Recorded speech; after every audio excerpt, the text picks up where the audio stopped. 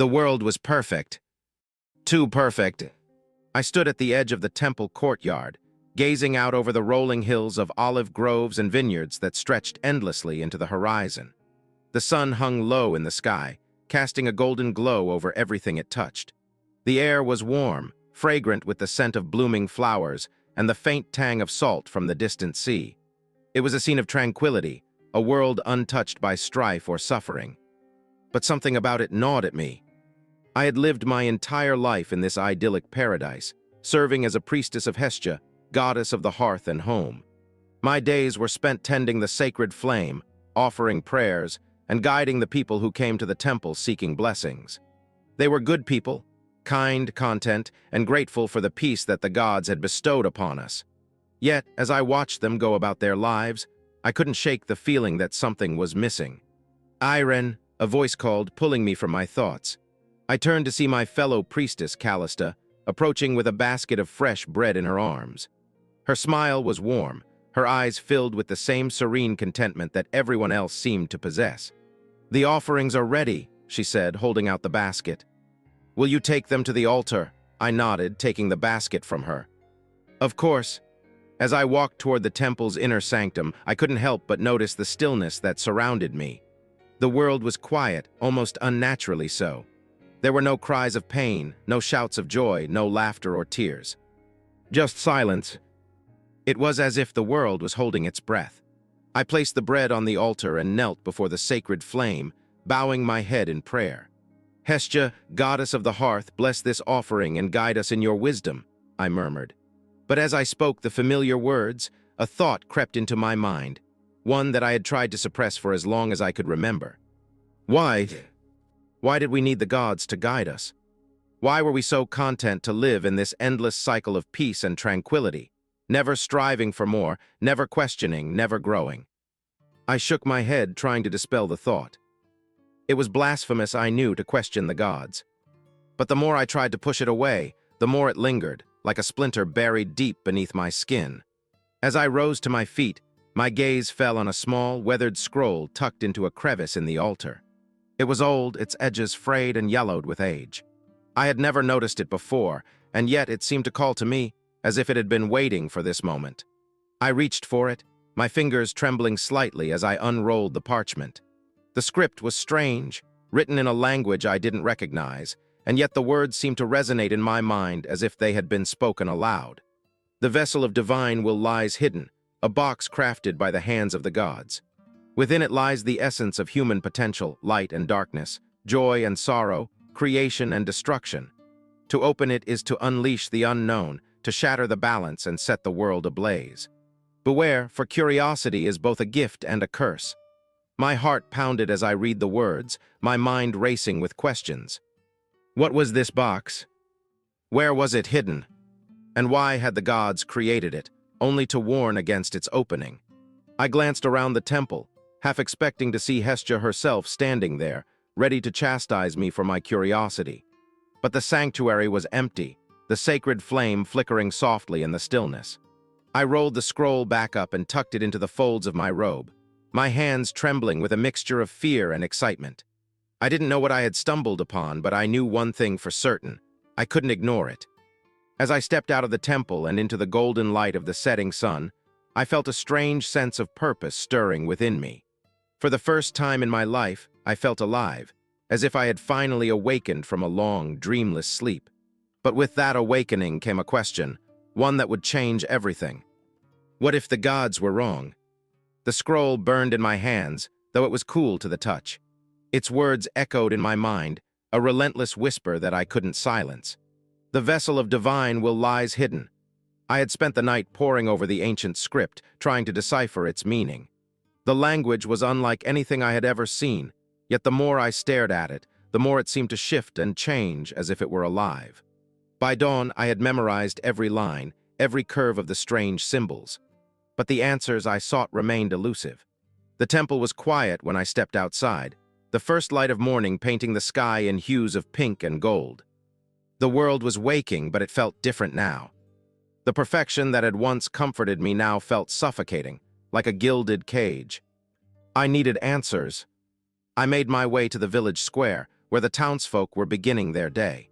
The market was bustling, but the energy was subdued, as it always was. People moved with purpose, but there was no laughter, no chatter, no sense of urgency. It was as if they were all sleepwalking through their lives. "Iron," a voice called. I turned to see Lysander, the village blacksmith, waving at me from his stall. His hands were blackened with soot, and his face was streaked with sweat, but he smiled warmly as I approached. "Good morning," I said, forcing a smile. "You're up early," he remarked, handing me a small iron trinket, a charm shaped like a flame. "For the temple," he added. "A token of gratitude." I took the charm, turning it over in my hands. It was beautifully crafted, the edges smooth and precise. But as I held it, I couldn't help but wonder if Lysander had ever dreamed of creating something more. Had he ever wanted to build a great monument, or forge a weapon worthy of the gods? Or was he content to spend his days making trinkets for the temple? "Thank you," I said, slipping the charm into my robe. "Lysander, have you ever wondered about the world beyond the village?" He frowned, his brow furrowing. "Beyond the village? Why would I? The gods have given us everything we need here." His words were familiar, the same ones I had heard 1,000 times before. But this time they struck a chord deep within me. "What if there's more?" I pressed. "What if the gods are keeping something from us?" Lysander's expression darkened, and he glanced around nervously. "Careful, Iron. Such thoughts are dangerous. The gods protect us. We must trust in their wisdom." I wanted to argue, to tell him about the scroll and the box, but I held my tongue. Lysander was a good man, but he was bound by the same chains as everyone else, chains of fear and complacency. I left the market and wandered to the edge of the village, where the fields gave way to dense forests. The trees loomed tall and ancient, their branches twisting toward the sky like grasping fingers. I had never ventured beyond the forest. No one had. It was forbidden, a boundary set by the gods. But as I stood at the tree line, the scroll's words echoed in my mind. "The vessel of divine will lies hidden." I took a deep breath and stepped into the forest. The air was cooler beneath the canopy, the sunlight filtering through the leaves in dappled patterns. The forest was alive with the sounds of rustling leaves and distant bird calls, but there was an undercurrent of something else, a faint, almost imperceptible hum, like the whisper of a distant voice. I followed the sound, my heart pounding in my chest. The forest seemed to shift around me, the path twisting and turning in ways that defied logic. I knew I should have been afraid, but I felt a strange sense of calm, as if the forest itself were guiding me. After what felt like hours, I emerged into a clearing. In the center stood a massive oak tree, its trunk gnarled and twisted with age. At its base was a small stone altar, covered in moss and vines. And on the altar sat the box. It was smaller than I had imagined, no larger than a loaf of bread, but it radiated an aura of power that made the air around it shimmer. The box was made of dark wood, its surface carved with intricate patterns that seemed to shift and change as I approached. I reached out to touch it, but before my fingers could make contact, a voice rang out. "Stop!" I spun around to see a man stepping out of the shadows. He was tall and lean, with sharp features and eyes that glowed like embers. His hair was wild, streaked with gray, and his skin was weathered as if he had spent centuries exposed to the elements. "You shouldn't be here," he said, his voice low and gravelly. "Who are you?" I demanded, my voice trembling. "I am Epimetheus," he replied, his gaze never leaving mine. "And you, Iron, are treading on dangerous ground." My breath caught in my throat. Epimetheus, the brother of Prometheus, the titan who had defied Zeus to give fire to humanity.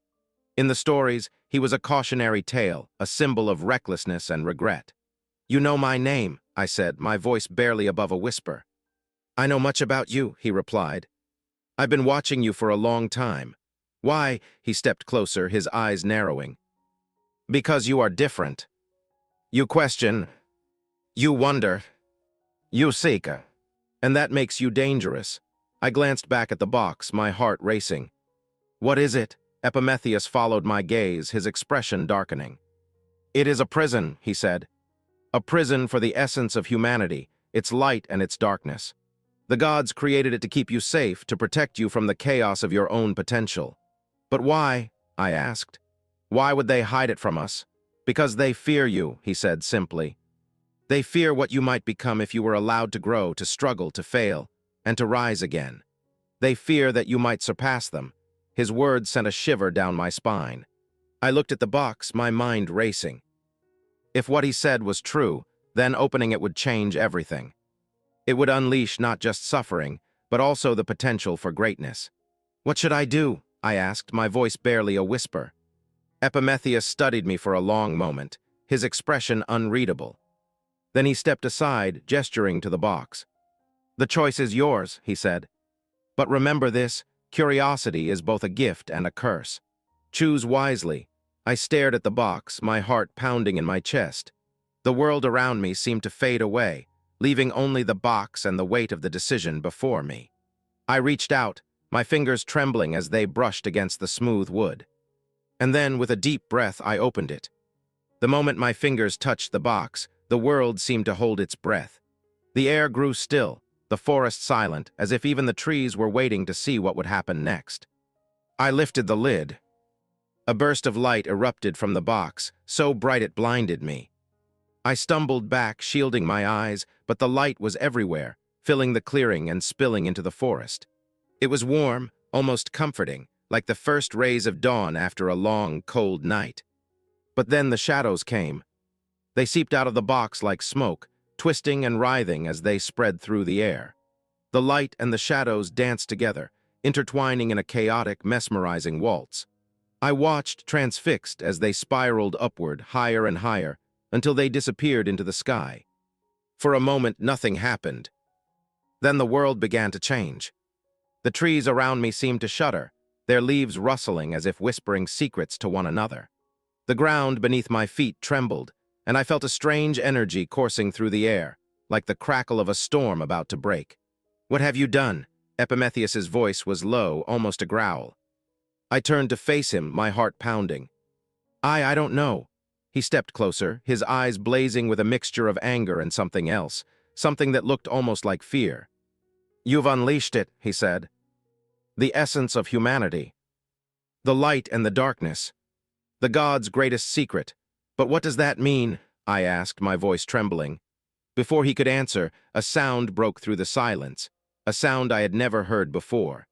It was a cry, sharp and piercing, filled with pain and fear. I turned toward the sound, my stomach churning. "What was that?" Epimetheus didn't answer. He was staring at the sky, his expression grim. I followed his gaze and saw dark clouds gathering on the horizon, blotting out the sun. The air grew colder, and a chill ran down my spine. "We need to go," Epimetheus said, grabbing my arm. "Go where?" I asked, pulling away. "Away from here," he replied. "The gods will come. They'll want to punish you for what you've done." "But I didn't mean to." "It doesn't matter," he interrupted. "You've upset the balance. They won't forgive that." I looked back at the box, now lying empty on the altar. "What about the box? Shouldn't we take it?" Epimetheus shook his head. "It served its purpose." "Leave it." He grabbed my arm again, more firmly this time, and pulled me toward the edge of the clearing. I hesitated, glancing back at the box one last time. "Iren," Epimetheus said, his voice sharp. Now, I followed him into the forest, my mind racing. The cries I had heard earlier grew louder, more frantic, and I realized they were coming from the village. "What's happening?" I asked, my voice barely above a whisper. "The shadows," Epimetheus replied. "They bring fear, doubt, strife. The light brings ambition, creativity, love. Together they change everything. But why?" I pressed. "Why would the gods hide this from us?" "Because they fear you," he said again. "They fear what you might become." We reached the edge of the forest, and I stopped in my tracks. The village was in chaos. People were running through the streets, their faces twisted with fear and anger. Some were shouting, others crying, and a few were fighting, their fists flying as they lashed out at one another. I saw Lysander, the blacksmith, standing in the middle of the square, his face pale as he stared at the sky. The charm he had given me, the flame-shaped trinket, lay shattered at his feet. "Lysander," I called, starting toward him. Epimetheus grabbed my arm. "Don't," he said. "You can't help them, but I have to try," I said, pulling away. I ran into the square, dodging the panicked villagers as I made my way to Lysander. He turned to me, his eyes wide with fear.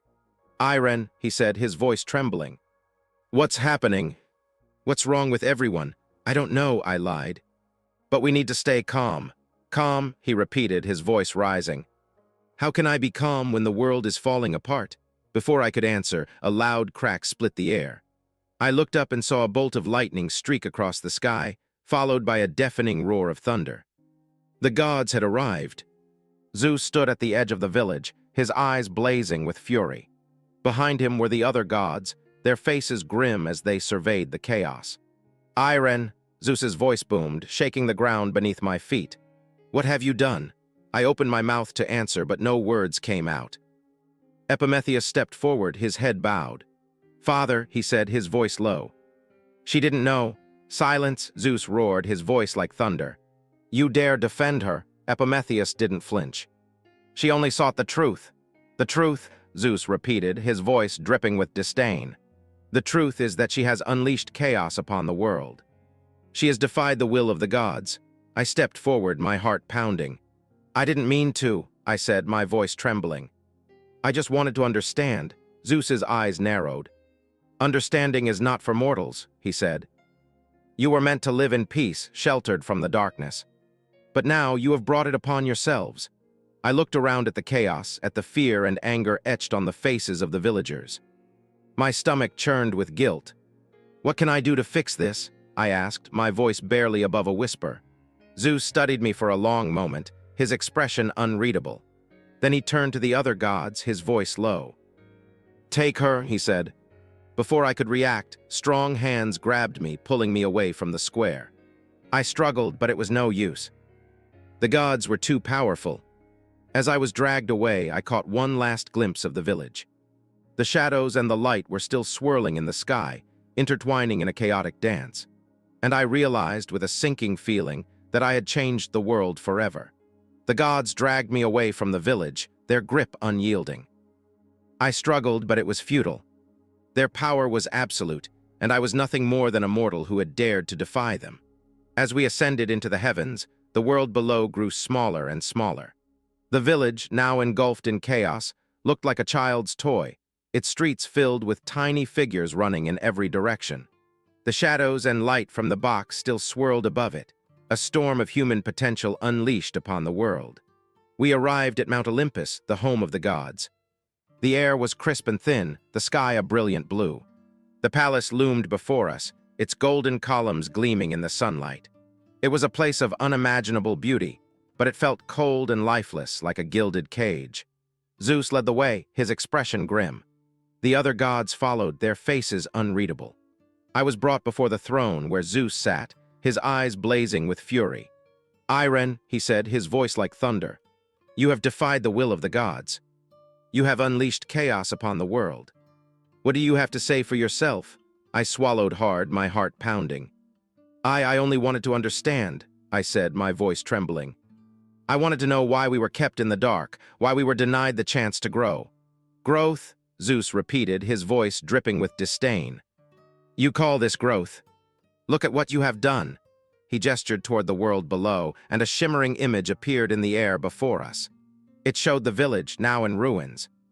The people were fighting, their faces twisted with fear and anger. The fields were burning, the crops destroyed. But then the image shifted, and I saw something else. A man was standing in the middle of the chaos, his face filled with determination. He was building something, a shelter, made from the ruins of the village. Others joined him, their faces filled with hope. The image shifted again, and I saw a woman painting on a piece of broken pottery. Her hands moved with purpose, her eyes filled with passion. And then I saw a child, no more than 5 years old, holding a flower. She was smiling, her face filled with wonder. They are learning, I said, my voice barely above a whisper. They are growing, they are suffering, Zeus snapped. And it is your fault. No, I said, my voice growing stronger. They are experiencing life. They are discovering what it means to be human. Zeus's eyes narrowed, and for a moment I thought he would strike me down. But then a voice spoke, soft and gentle. She is right. I turned to see Hestia, goddess of the hearth and home, stepping forward. Her face was kind, her eyes filled with compassion. Hestia, Zeus said, his voice sharp. Do not defend her. I am not defending her, Hestia replied. I am speaking the truth. The box was never meant to remain closed. It was a test, and she has passed it. A test? I asked, my heart pounding. Hestia nodded. The box was created to contain the essence of humanity, its light and its darkness. But it was never meant to remain sealed. It was meant to be opened by someone with the courage to face the consequences. And what are the consequences? I asked. Chaos, Hestia replied. Suffering, but also growth. Creativity. Love. The box contains the duality of human nature. Without it, humanity cannot truly live. Zeus's expression darkened, but he said nothing. What happens now? I asked. Hestia smiled. Now you must guide them. You have opened the box, and you must help humanity navigate the new world you have created. But how? I asked. You will find a way, Hestia replied. You have the strength and the courage. You are the bridge between the divine and the mortal. You are the one who will lead humanity into the future. I looked at Zeus, expecting him to argue, but he remained silent. His expression was unreadable, but I thought I saw a flicker of something in his eyes, respect perhaps, or maybe even fear. Go, Hestia said. Your people need you. I nodded, my heart filled with determination. I turned and left the throne room, the gods watching in silence as I descended back to the world below. When I returned to the village, the chaos had begun to subside. The people were still frightened, but they were also filled with a newfound sense of purpose. They were working together, rebuilding what had been destroyed and creating something new. I walked through the streets, my heart swelling with pride. The shadows and light from the box still swirled above us, but they no longer seemed threatening. They were a part of us now, a reminder of the duality of human nature. I found Lysander in the square, his face streaked with soot and sweat. He was helping to rebuild the blacksmith's forge, his hands moving with purpose. Iren, he said, his face lighting up when he saw me. You're back, I nodded, smiling. I'm back. What happened? He asked. Where did you go? I went to see the gods, I replied. And I learned the truth. The truth, he repeated, his brow furrowing. The box was never meant to remain closed, I said. It was a test, and we have passed it. Now we must learn to live with the light and the darkness, to embrace the duality of our nature. Lysander nodded, his expression thoughtful. It won't be easy, he said. No, I agreed. But it will be worth it. As I walked through the village, I felt a sense of peace settle over me. The world was no longer perfect, but it was alive. The people were no longer content, but they were growing. And I knew with a certainty that filled my heart that I had done the right thing. The story concludes with Iren embracing her role as a guide for humanity, helping them navigate the new world she has created. The gods, though initially furious, come to accept the change, recognizing the necessity of both light and darkness in the human experience. The final scene shows Iren standing at the edge of the village, watching as the shadows and light from the box continue to swirl above. She feels a sense of peace, knowing that she has fulfilled her purpose. As the sun sets, a faint glow emanates from the now empty box, hinting that it may still hold secrets yet to be discovered. The story ends with a powerful final thought. Without darkness, there can be no light. Without struggle, there can be no growth. And without curiosity, there can be no wisdom. The audience is left with a sense of hope and inspiration, reflecting on the duality of human nature and the importance of embracing both the light and the darkness within us.